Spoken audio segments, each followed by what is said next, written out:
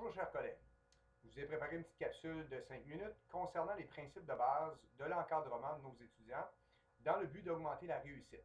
Donc c'est à la suite de notre comité de programme de la semaine dernière. Donc je vous rappelle les principaux plans sur lesquels vous pouvez exercer une influence pour améliorer la réussite. Donc, tout d'abord, le plan cognitif, c'est celui certainement que vous identifiez le plus rapidement. Donc, la difficulté de compréhension, la difficulté d'assimiler de la matière. Donc, comme enseignant, c'est souvent la première source d'information qui vous permet de dire qu'un étudiant démontre une problématique ou un risque d'échec, par exemple. Le plan socio-affectif, donc ça peut être certains indices qui vous indiquent que cet étudiant-là a un risque d'échec lié à une problématique socio-affective, donc qui peut être même débordée du cadre du cours. On verra plus loin à qui référer les personnes si la source de l'interférence à sa réussite vient de ce plan-là. L'aspect motivationnel, particulièrement dans la classe virtuelle interactive, peut certainement jouer un rôle sur la réussite académique. Donc, c'est important d'identifier les premiers signes tôt dans la démarche d'apprentissage pour pouvoir donner un encadrement approprié à ces étudiants-là.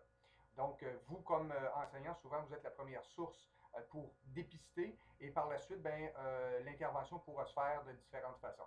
Donc, l'aspect méthodologique, c'est aussi une source sérieuse ou à ne pas prendre à la légère qui peut nuire à la réussite académique. Donc, la capacité de s'organiser, la stratégie d'apprentissage, les stratégies de prise de notes, par exemple, les méthodes d'études qui sont défaillantes.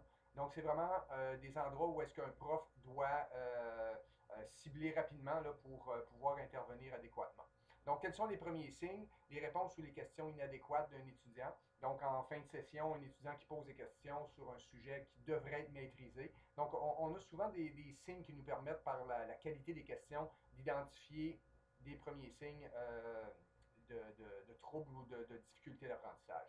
L'incapacité à compléter des tâches académiques de base. Les autres signes que vous pouvez repérer aussi, des échecs aux premières évaluations formatives ou sommatives. Aussi, au niveau comportemental, l'absentéisme, c'est à ne pas prendre à la légère non plus. Si ce n'est pas un accident de parcours, mais que c'est récurrent, ça peut cacher d'autres types de troubles ou de problèmes. Donc, aussi le manque d'implication d'un étudiant dans les activités que vous animez. La personne ne s'investit pas ou est très, très passive ou en retrait. Ça peut cacher autre chose. Les difficultés à interagir ou à collaborer lors des travaux d'équipe, par exemple. Les signes de stress anormaux, donc des réactions disproportionnées à des tâches académiques simples. Donc, ça peut être tous des signes qui vous permettent de vous mettre sur une piste pour intervenir. Donc, privilégier des rencontres individuelles dans vos stratégies d'intervention, c'est vraiment primordial. Donc, on ne fait pas ça devant un groupe. L'environnement qui favorise la communication pour briser la glace avec un élève, c'est vraiment la première chose à tenir compte. Donc, dans une salle privée ou un bureau approprié, faire ressortir les signes que vous avez perçus chez vos étudiants, donc vraiment être transparent et briser la glace.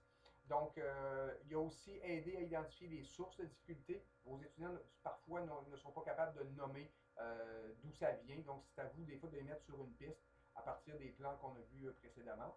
Fournir des ressources pour faciliter le diagnostic. Donc, dans certains cas, vous ne serez pas en mesure de mettre le doigt sur la source de la problématique, mais à ce moment-là, il y aura des ressources pour vous aider. On les verra un petit peu plus loin, donc si c'est d'ordre psychosocial ou tout ça. Mais l'important, c'est de faire comme un premier tri comme enseignant pour pouvoir intervenir sur la réussite.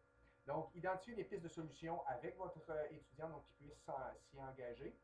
Euh, Parfois, on va travailler sur ces stratégies d'apprentissage. Vous allez être capable de l'aider à devenir un meilleur étudiant, donc par ces stratégies de prise de notes, comment s'organiser. Dans la mesure de vos capacités ou de vos compétences, vous êtes capable d'intervenir jusqu'à un certain niveau là-dessus.